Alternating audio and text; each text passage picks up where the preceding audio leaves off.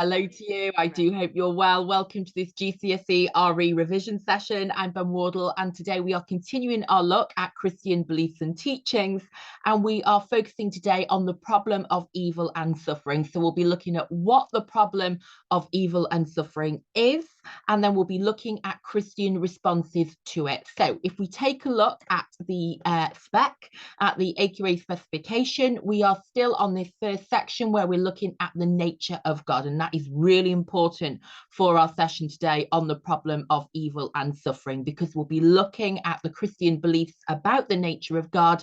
You know, that idea that God is omnibenevolent, omniscient, and omnipotent, and how Christians reconcile that belief about the nature of God with the existence of evil and suffering. So let's start, as we always do, with our key terms. Our first key term is evil, which means the opposite of good, a cause of suffering and against the will of God.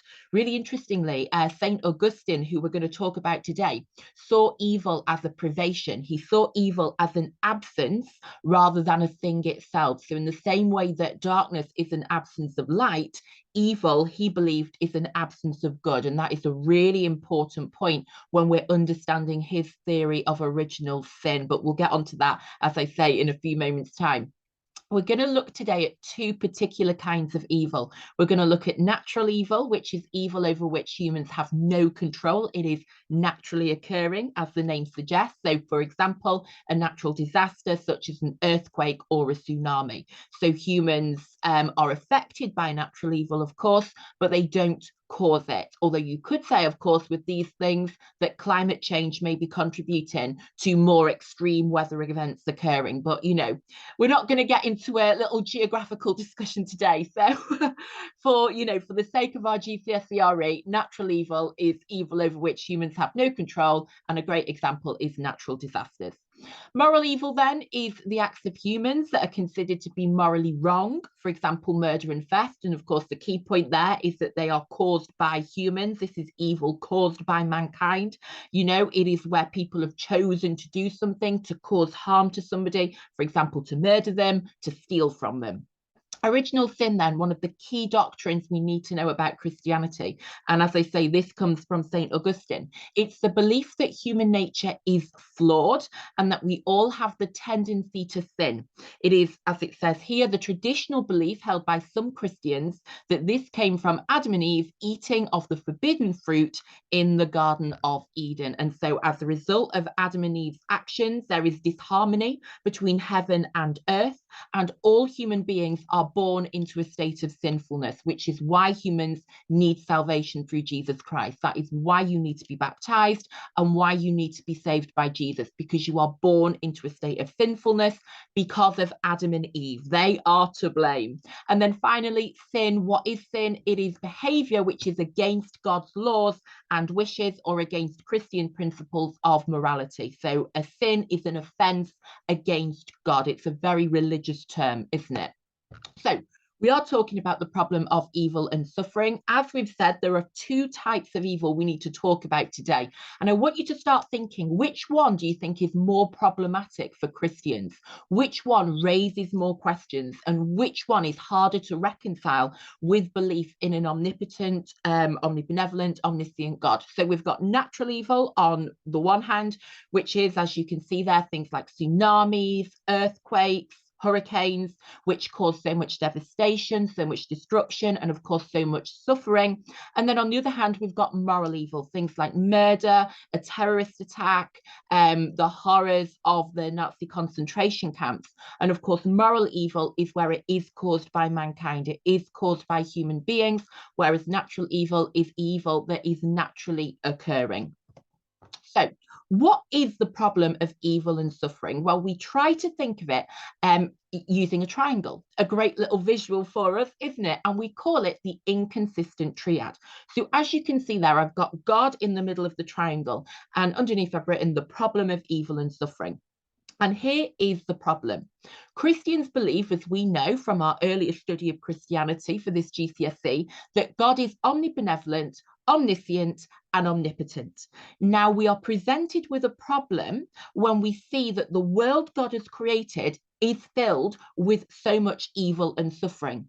And our problem is, how do we reconcile this idea that God is omnibenevolent, omniscient, and omnipotent with the existence of evil and suffering? How do we reconcile them? How do we make sense of that? So, as I've put there in the yellow box, the Bible claims God is omnibenevolent, omniscient, and omnipotent. So the presence of evil and suffering is a challenge to faith in God.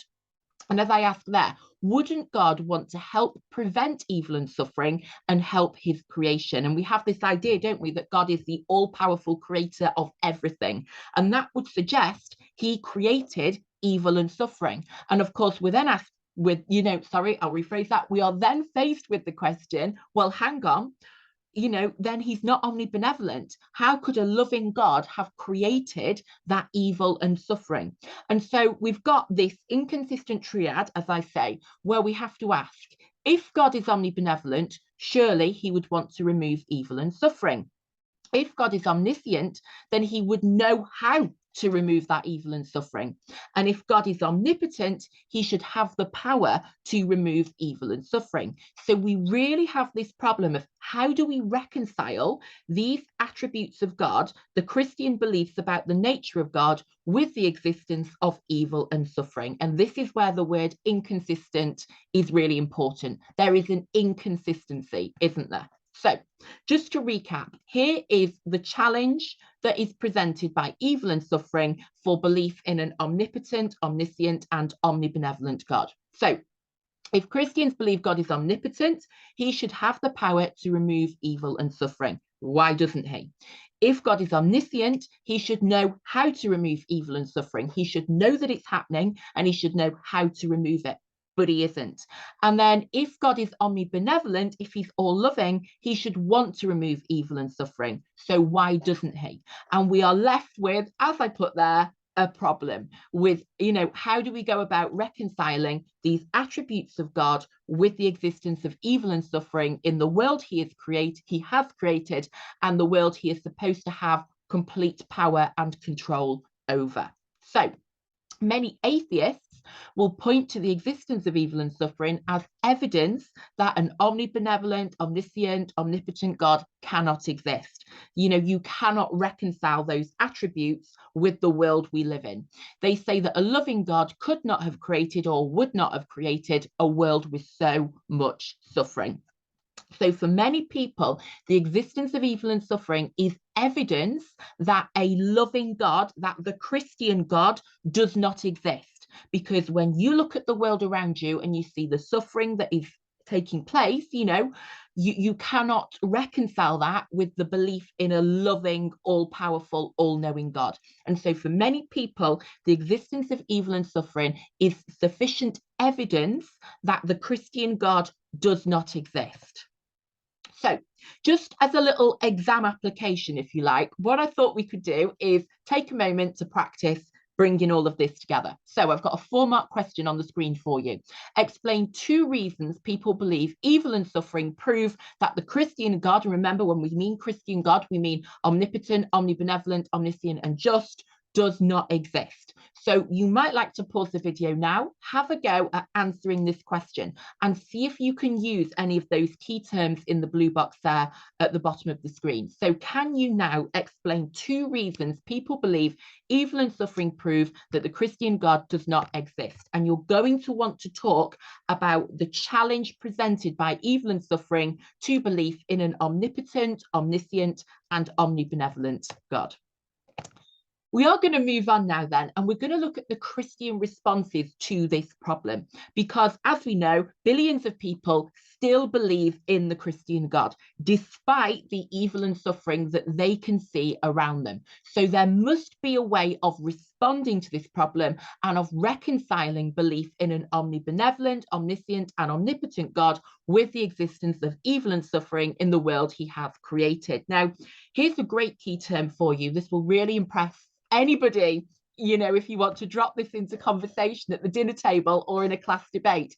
And the key term is theodicy, and this just means a defense of God. So it's how people respond to the problem. It's how they defend God, and they defend God's attributes in light of the evil and suffering that we can see. So it's all about, as they say, reconciling God and the attributes of God with the existence of evil and suffering in the world he has created.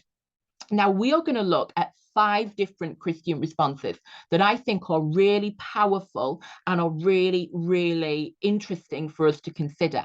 Now, what you can do, if you'd like to, is click on the link in the description box below, and you can download this table for free.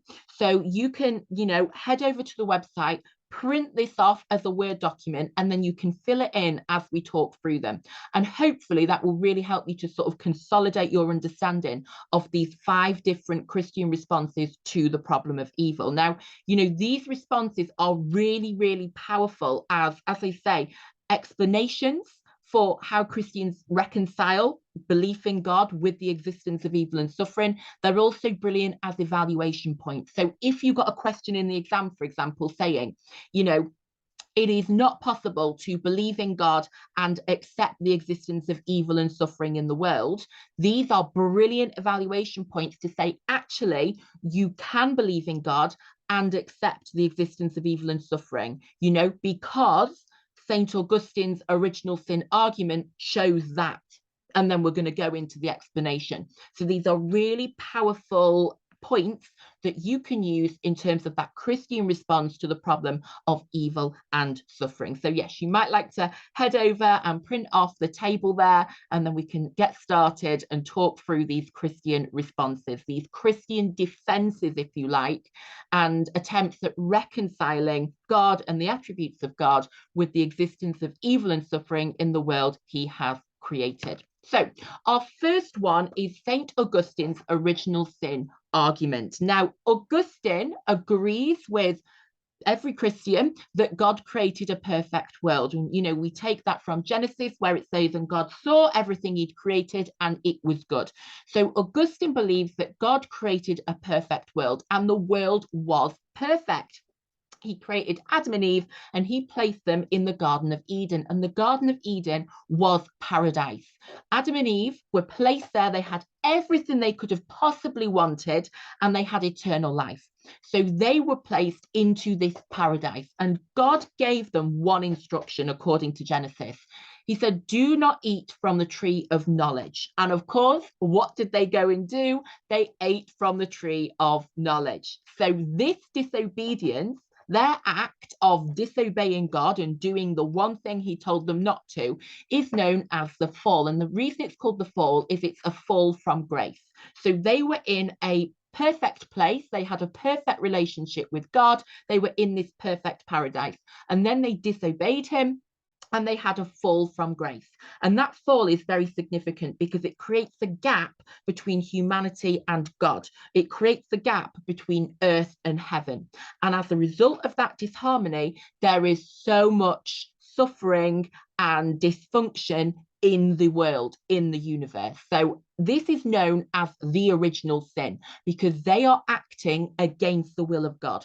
God's will was for them to have a lovely life, to live for eternity, but not eat from that tree. And they went against God's will. And that is called the original sin, because the world was originally perfect and they brought sin into the world because God had given them free will. And Augustine says that's because a runaway horse is better than a stone. So God had given them free will because that was the most loving thing to do. He didn't want to create little robots. He was a loving God. He is a loving God. So he created them with free will, and they misused that. They disobeyed him, they sinned, and that is known as the original sin. As a result, there was disharmony between heaven and earth because there's been this fall. There is now this separation. Humanity, Adam and Eve, have turned away from God, and that has brought sin and suffering into the world. As a result, Augustine believed all humans inherit original sin from Adam and Eve. Because Genesis says they are the first humans, Augustine believes we inherit the sin from them. So in the same way that you inherit genes from your parents, you might inherit characteristics from your parents, you inherit sin from Adam and Eve. So every single person is born into a state of sinfulness. everybody has a predisposition, if you like, to be sinful, to be selfish, to be greedy. And that is, of course, why Jesus is needed in Christianity, because everybody is born into a state of sin, and therefore Jesus needs to come and rescue you from that, to give you salvation, and to restore the relationship. And that's what the crucifixion and resurrection is all about, isn't it? It's about Jesus as the sacrifice who brings about atonement between the fallen humanity because of Adam and Eve and God. And so Jesus is the sacrifice who brings about that atonement, who rescues humanity and restores humanity's relationship with God. But what we need to know is that Augustine is blaming Adam and Eve for the existence of evil and suffering rather than God. God created a perfect world. He gave humans free will because that was the most loving thing to do. And then Adam and Eve disobeyed him. They chose to turn away from God, to be sinful, and as a result, sin entered the world, suffering entered the world. It is Adam and Eve's fault because of their actions rather than God. God, for Augustine, is blameless. And so, as it says here, this means that we live in a fallen world where there is suffering. This explains the existence of natural and moral evil. Evil has been caused by humanity, by Adam and Eve, and everybody has to pay the price for their disobedience. Now, you might think, well, that's not fair. Why am I paying the price? Why am I sinful because of what some people did in the Garden of Eden thousands of years ago? But that is how Augustine explains the existence of evil and suffering. It is not created by God. It is not caused by God. It is completely down to human beings. It is down to Adam and Eve and their actions, which were the original sin. And as a result, we live in a fallen world and we inherit sinfulness. And so for Augustine, God is defended. There is his theodicy. God is not to blame. God's hands are completely clean, so to speak. It is all down to original sin based on his reading of Genesis. Our second theodicy then is John Hick's veil of soul-making argument. Now, this is a very different theodicy, but I think it's also a very, very interesting explanation, a very interesting defense. So John Hick has a really excellent point, and he's building here on an earlier philosopher called Irenaeus, but we don't need to worry about that until A-level. And his view, in a nutshell, is that evil and suffering have an important purpose. So actually, his belief is that God is okay with the existence of evil and suffering. And actually, we have got the wrong attitude towards it, that we are seeing evil and suffering as really, really awful, when actually they can play a really important and positive role in our lives. So he says evil and suffering help us to grow and develop into good people. So actually, if we change our outlook on evil and suffering, we resolve the problem. We resolve the problem of evil and suffering because actually they serve a really important purpose. And that is because John Hick is considering the fact Christianity is not just about what happens in this life. And he says this life is not meant to be perfect. You've got to look at the bigger picture. He says this world is a veil of soul making. It is a place for you to become perfect. It is a place for you to learn, to grow, to develop, to rise to perfection.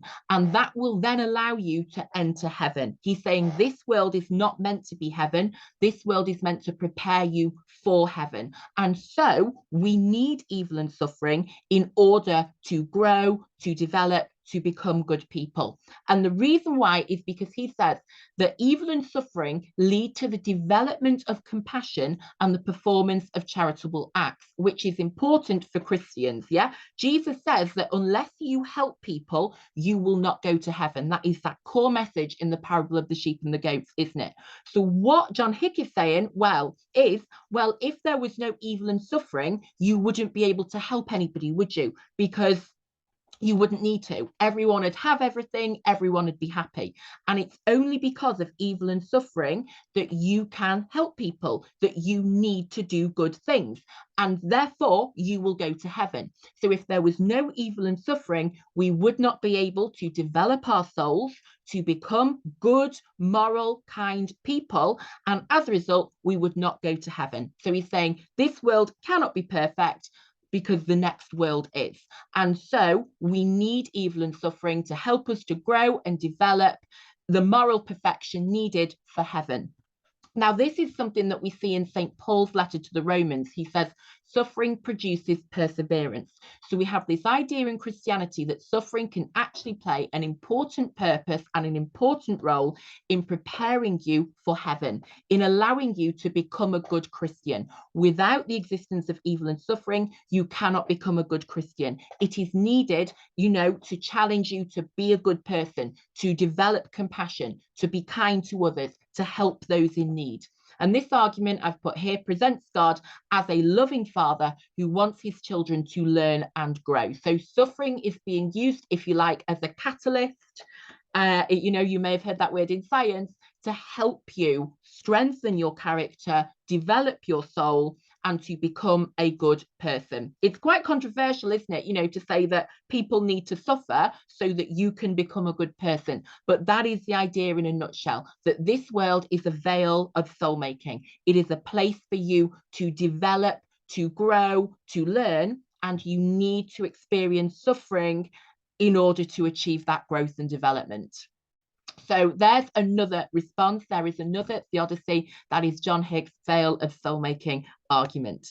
Our third one then is the free will defense. And this kind of ties into what Augustine was saying about Adam and Eve using their free will to disobey God, choosing to go against him. So it's a similar argument, and we're actually going to refer to Augustine as part of it. So here is the free will defense.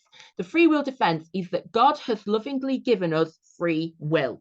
He knew that this risked people choosing to choose the wrong thing, but he is not a dictator. As I said before, he is a loving God. He is a compassionate God. He sees people as his children. He doesn't want to turn them into robots. He doesn't want to rule over them with an iron fist. Because he's omnibenevolent, he wants them to have freedom. He wants them to have autonomy over their lives, to make their own choices. And this is because, as I say, Augustine said, a runaway horse is better than a stone. It is better to risk the chance of some people choosing the wrong thing than to make everybody a robot, to make everybody a slave. And so he took that risk out of love. He wanted to give people free will. Some people misuse this free will and choose to do bad things, and therefore their choices are the cause of evil and suffering. Therefore, moral evil exists because of human choices. So the defense of God here is that it's nothing to do with God. Evil and suffering is caused by human beings who are misusing their free will. They are making the wrong choices, and that is the cause of evil and suffering. So you can't blame God. It is nothing to do with God. He has lovingly given people free will, which was the right thing for him to do. It's not his fault that some people then choose to do the wrong thing. Now, of course, your response here is, well, how do you explain natural evil? How do you explain a tsunami, an earthquake, something like that taking place? And so the free will defense, you could say, is a really strong argument for explaining moral evil, but it is less successful, you could argue, when explaining natural evil, which is not caused by people misusing free will. Number 4 then says Scripture says suffering has an important purpose. So we can turn to Scripture, as we always like to do, in order to strengthen our arguments. And we can find some great evidence from the Bible in terms of suffering playing an important role and having an important purpose. So the book of Psalms, for example, teaches that evil and suffering have an important purpose in the world. They give people the opportunity to follow the example set by Jesus in order to live as God intended. So as I said before about the parable of the sheep and the goats, how can you perform those works of mercy where you help people if there is nobody in the world who needs to be helped? So it's because of evil and suffering that we can be Christ-like, that we can show the compassion he showed to people, we can show the kindness he showed to people. An important thing in terms of Jesus's life was his healing work, that he was helping the poorest, he was helping the destitute, he was helping those in need. If there was nobody to help, we couldn't follow in his example. So that key idea is that evil and suffering play an important role. They have an important purpose, allowing us to follow Jesus's teachings and therefore become worthy of salvation. That idea of salvation through works, that we need to be in a world of imperfection in order to complete the work required to be saved, to enter heaven, in accordance with, for example, the parable of the sheep and the goats. The book of Job describes how Job endured great suffering, yet did not lose his faith. He trusted in God and believed that suffering was part of God's plan. So you could say that, we can't understand why evil and suffering exist, but we have to have faith. Our response to evil and suffering should be to strengthen our faith, to have perseverance, as St. Paul says, to trust in God's bigger plan, to have hope for the next life. And so your response to evil and suffering as a Christian would not be to lose faith in God, as many atheists may assume would happen, but actually it's to strengthen your faith. That's what faith is all about, isn't it? Believing in something without having the answers. So it might actually strengthen someone's faith, because they might say, I don't understand why this is happening, so I need to have even more faith. I need to pray to God and I need to trust in his plan, like Job did in the Old Testament. I don't understand it right now. I need to have faith that there is a plan behind this, that God has a plan. I need to believe in the bigger picture, have hope for the next life, for example. So that's an interesting idea about how Christians would respond to suffering, by having even stronger faith in God and trusting in God's plan. And as I've put there at the bottom, even Jesus, who, as we know, is the incarnation, Jesus is God, says to God, not my will, but yours will be done.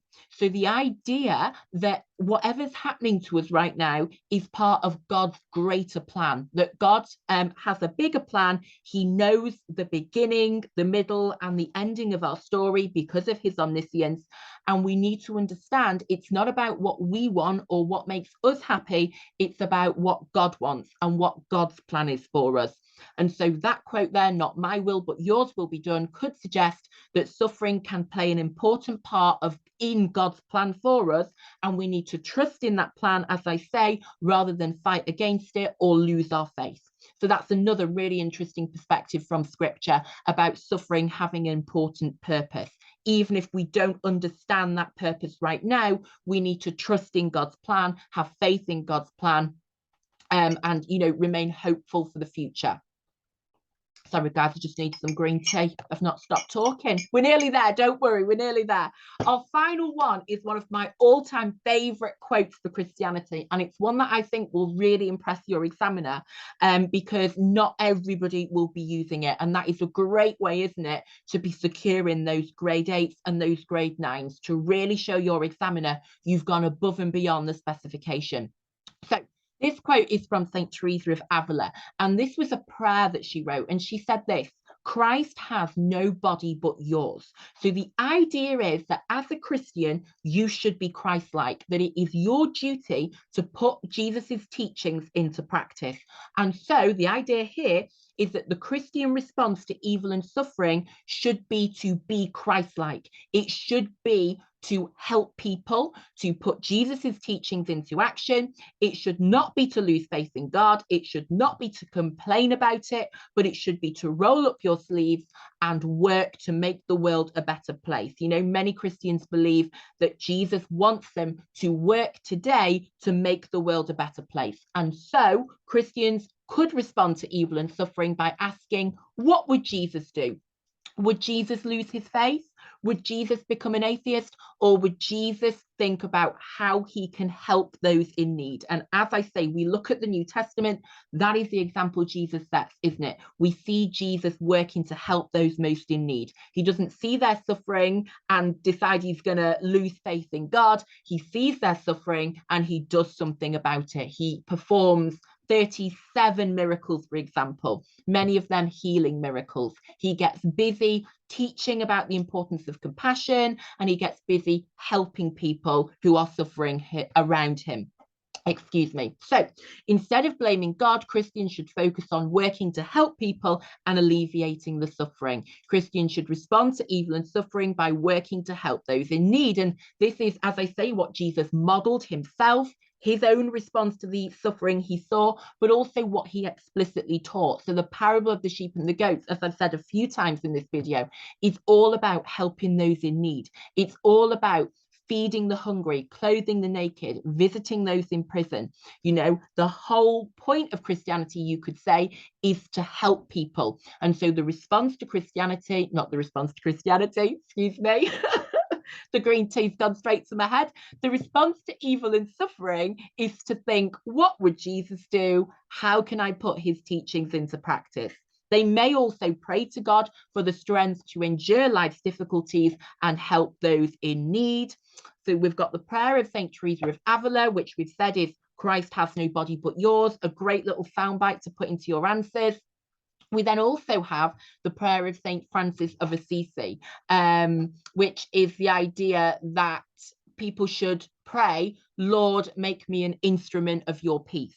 The idea that you should want God to work through you and you should be doing all of the things Jesus teaches and models in the New Testament. So, you know, it's all about rolling up your sleeves and making a positive difference in the world. And then finally, a great quote from St. Augustine. He's everywhere today, isn't he? And he said this: pray as though everything depended on God, work as though everything depended on you. So again, Christ has no body but yours. At the end of the day, you've got to put in the work. You've got to work as though everything depends on you. You have got to be the presence of Jesus, the presence of God in your community, in the world. And what that means is when you see evil and suffering, you respond to it by thinking, what would Jesus do? And by putting his teachings into practice, helping people, helping to alleviate that suffering, you know, helping in any way that you can. So that, again, is another really interesting response from Christians to the problem of evil and suffering.